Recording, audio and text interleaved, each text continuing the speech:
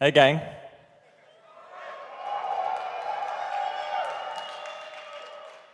So I'm not in a prison cell anymore.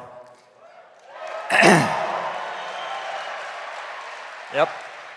I'm standing on this stage right here in front of you. On this exact day, May 29th, exactly 1 decade ago, I was standing in a courtroom in front of a judge. On that day, that judge gave me 2 life sentences plus 40 years without parole. I was just 31 years old. If she and all the others behind my prosecution had their way, I would have grown old and eventually died, still in prison. Instead, I'm here with you.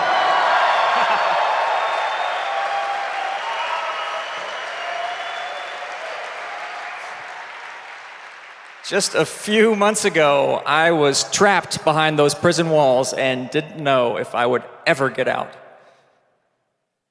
And now I'm free. I'm free, and it's because of you. You made this moment possible. Can you feel that? Let that sink in. You did this. Thank you. And you're not alone. You are part of something much bigger. This is bigger than Bitcoin. This is bigger than crypto. Freeing me took many, many people from all walks of life coming together and saying, this is not right.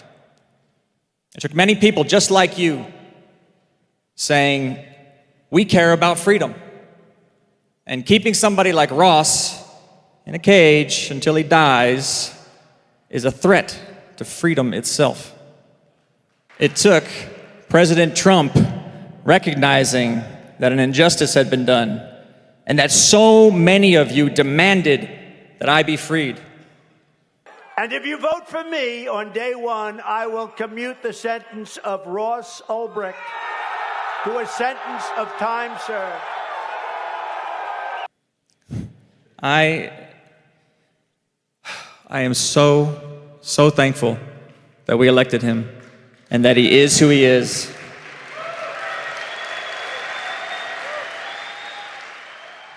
He's a man who does what he says he'll do. He said he would free me, and he did, period. He's a man of integrity. So a few years ago, when I was still in prison, trapped and desperate, I spoke to you at this conference through the prison phone. By show of hands, how many of you have heard the speech I gave at Bitcoin 2021? Okay, probably about 20% of you. In that speech, I wanted you to understand what it means to lose your freedom. I wished I had known before I created Silk Road, before I risked my freedom. So those lessons that I had to learn the hard way, I wanted to give to you. I lost even more of my freedom because of that speech. The prison threw me in the hole over it for a while. And when they let me out, they put me under heavy surveillance for years, all the way up to the point that President Trump pardoned me. But you know what? I'm glad I did it. I am.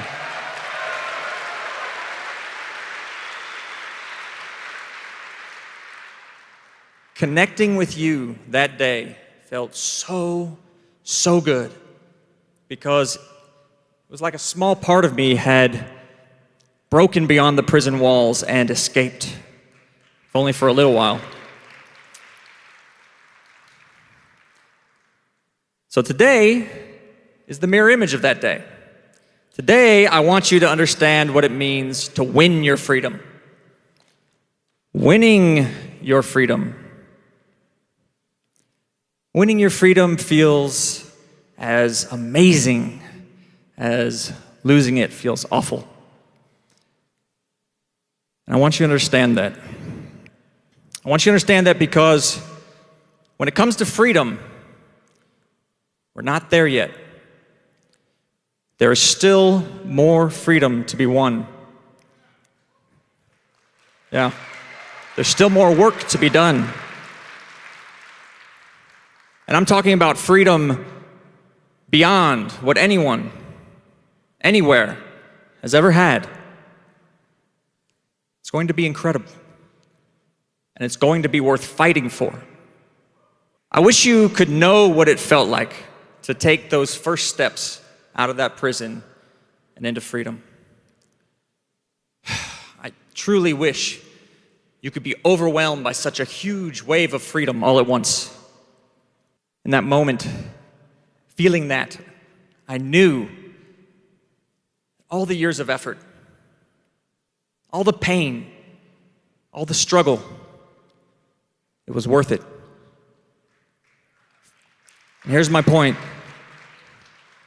Freedom is worth the struggle.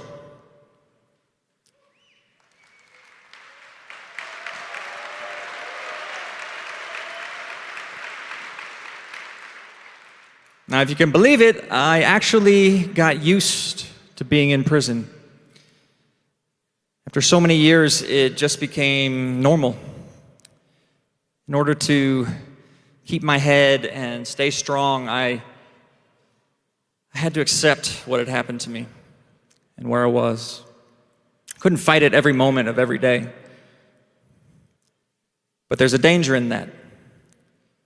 The danger of complacency. I found that we can lose the desire for freedom. We can get used to our chains. We can forget that they're even there.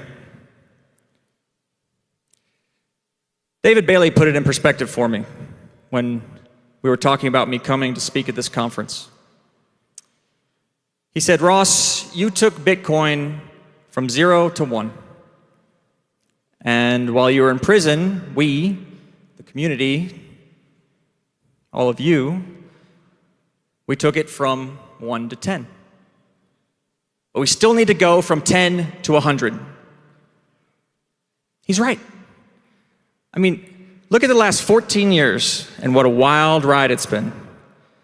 When I launched Silk Road, buying a whole Bitcoin would set you back less than $1.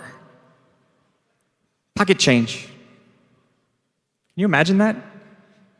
Now they're worth over $100,000 each.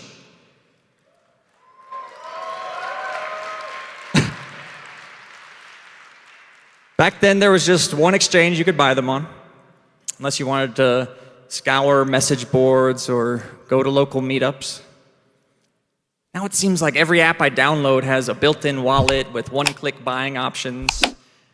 There are dozens of new cryptocurrencies and blockchains, each one fascinating in its own right, and thousands more I'll never have time to learn about. There's DeFi and Web3, and now there's AI to help me navigate it all. It's nuts. I effectively went into a time capsule in 2013, and now I'm coming out like Rip Van Winkle. I mean, just a few months ago, when I walked out of prison, I'd never seen a drone. I had never experienced AI. I still haven't. I had never chatted with AI. It's all hitting me at once. The freedom, the new technology, the fact that I have a future again. I was in prison, and now I get to live through this incredible time with all of you. What a blessing. What a miracle. What a gift. So, when it comes to new tech, I feel like I'm way behind the curve. But I'm starting to suspect that maybe we're all feeling that way, at least a little bit. I mean, everything's moving so fast right now, and it's kind of thrilling to imagine where it's all going. But that question remains. How do we take the next leap? How do we go from 10 to 100? Because of the speed, because of the chaos, it's more important than ever to stay true to our principles. It's easy to lose sight of principle when everything's happening all at once and there's 1,000 things pulling your attention in every direction. Principles should be simple and few. And today I'd like to mention 3. Freedom, decentralization, unity. Let me take you back to before I created Silk Road, back in 2010. I wanted to have some magic mushrooms on hand to sell through the site. I rented a cabin outside of town where I could grow my own.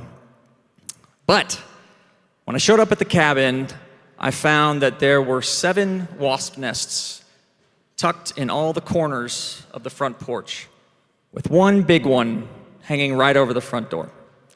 There were wasps everywhere. They were swarming in the air and crawling all over the nests.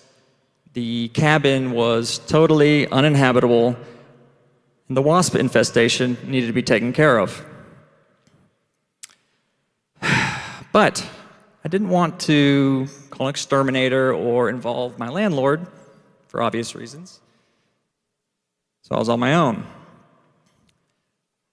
But I remembered a trick that my father had shown me when I was a kid for removing wasps. What he did was he got a towel and spread it out in his hands, and he got as close as he could to the wasp nest. And then at the last moment, he darted out, wrapped it up, and cinched the towel closed. The wasps couldn't sting him through the towel, and they couldn't get out. So incredibly, it worked. So there I was, on the wasp-infested porch. My heart was pounding as I prepared to do what I'd seen my dad do. Like many things I've done in my life, I wouldn't try this one at home. So I selected the nest that was furthest from the others because I didn't know if the other nests would come to their aid and sting me. I spread out the towel, got as close as I could, ready to flee if I had to. But when I wrapped up the nest, nothing happened. It was as if the other wasps didn't even notice. So I was able to go around the porch and carefully remove each wasp nest one by one until there were no more wasps, not even the big nest over the front door. So, why did I tell you this story? Let's look at what made the wasps strong and what made them weak. And remember, freedom, decentralization, unity. The wasps were strong because they were free. Each wasp could act independently, and it was impossible to keep track of so many individual wasps. A sting could come from any direction. Freedom is our strength as well. In prison, my every move was monitored and controlled. I was constantly dominated by the system I was trapped in. I had no freedom, and that made me weak. But with freedom, we have choices.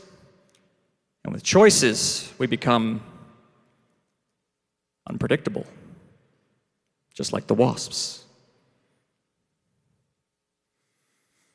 Choice is the essence of freedom. Any one of us could create the next piece of liberating technology that empowers the people of the world. And compared to the constraints I lived under in prison, there's very little standing in our way. Bitcoin doesn't work without freedom. Bitcoin's power comes from the fact that any one of us can mine if we choose to. Any one of us can generate addresses if we choose to. Any one of us can send Bitcoins to anyone else. We are all on equal footing with Bitcoin. With Bitcoin, we are all free.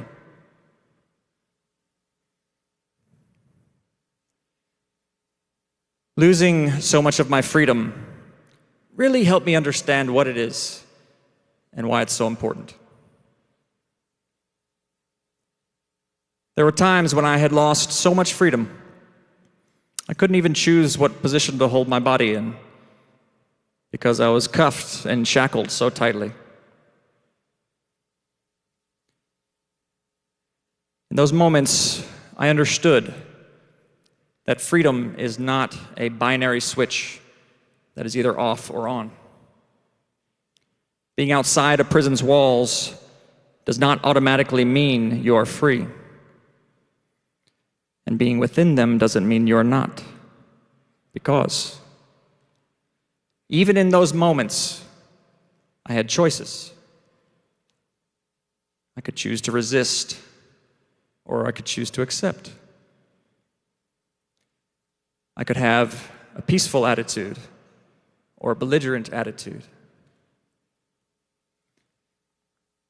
I could let the people taking my freedom get to me. Or I could find joy deep down inside where they couldn't touch it. In those moments,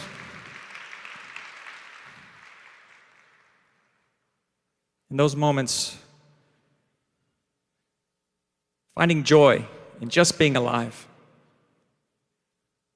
that was my victory. That was how I kept the torch of freedom burning.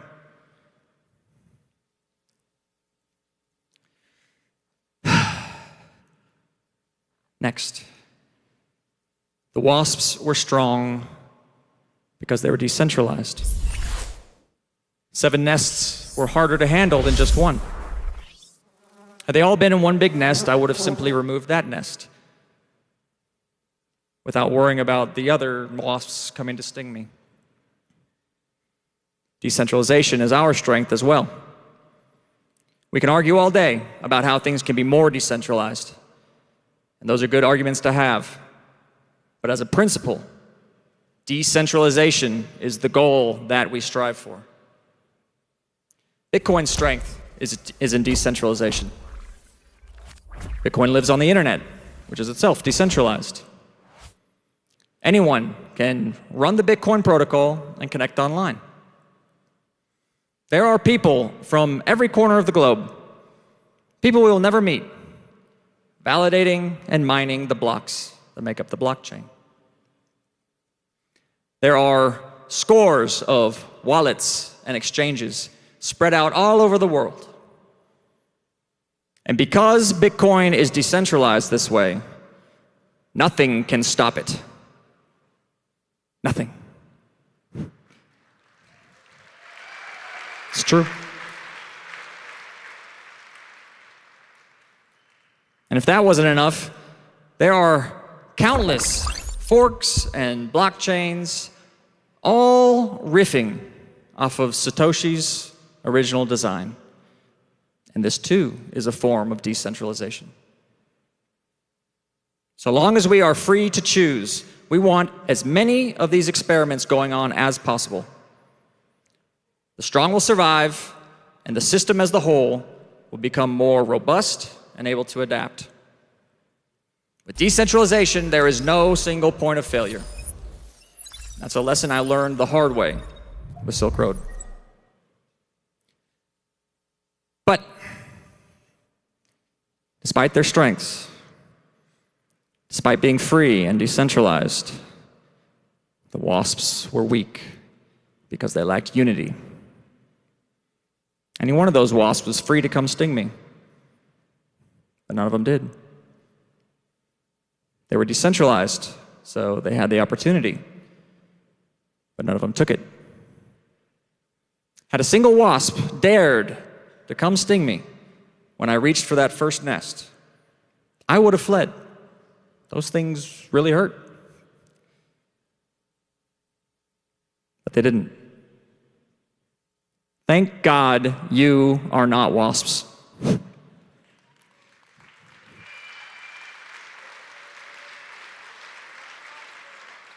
When I was put in prison for life, I was isolated and weak. I was stripped of everything, had nothing to give anyone. But you didn't abandon me. You didn't forget me. You wrote me letters. You raised money for my defense. When I was silenced, you spoke up against the slander and the smears. And in the end, when I didn't know if I would ever get out from behind those thick iron bars,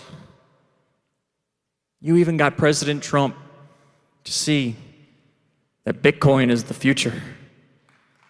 Yeah, you did that.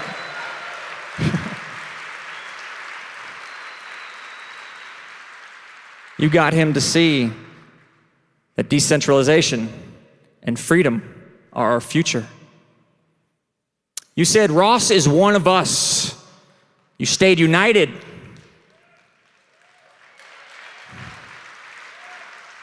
You said, we want Ross out here with us. You said, free Ross. You did this.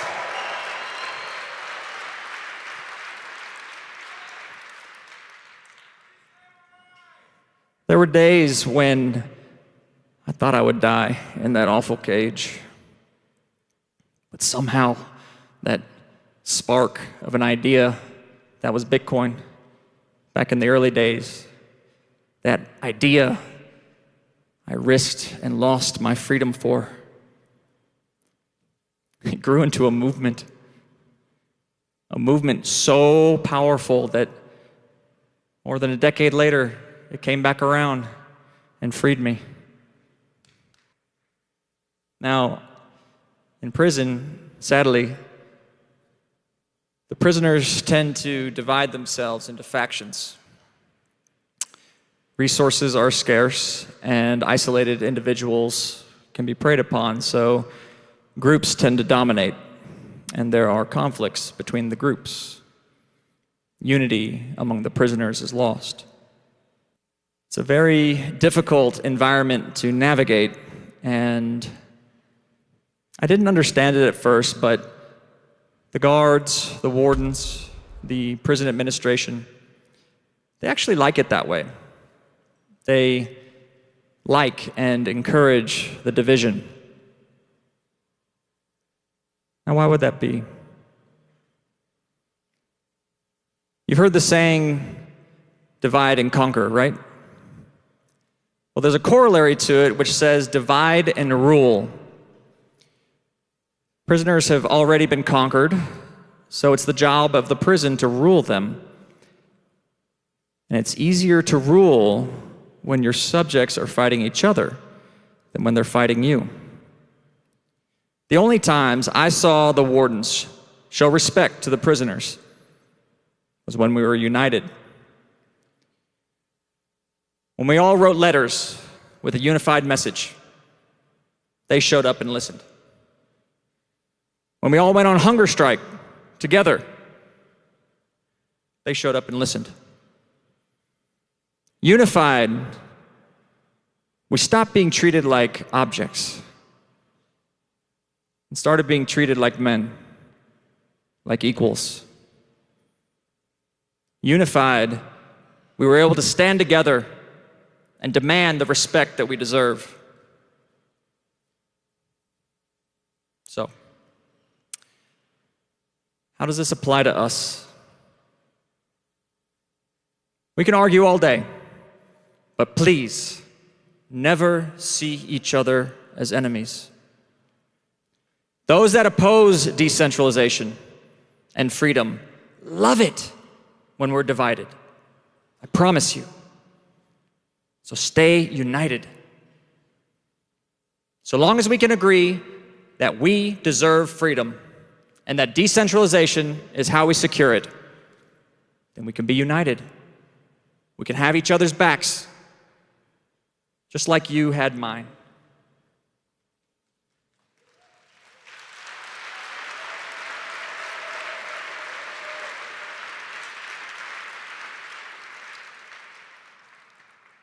Freedom, decentralization, unity. Stay true to these principles, and the future is ours. Thank you.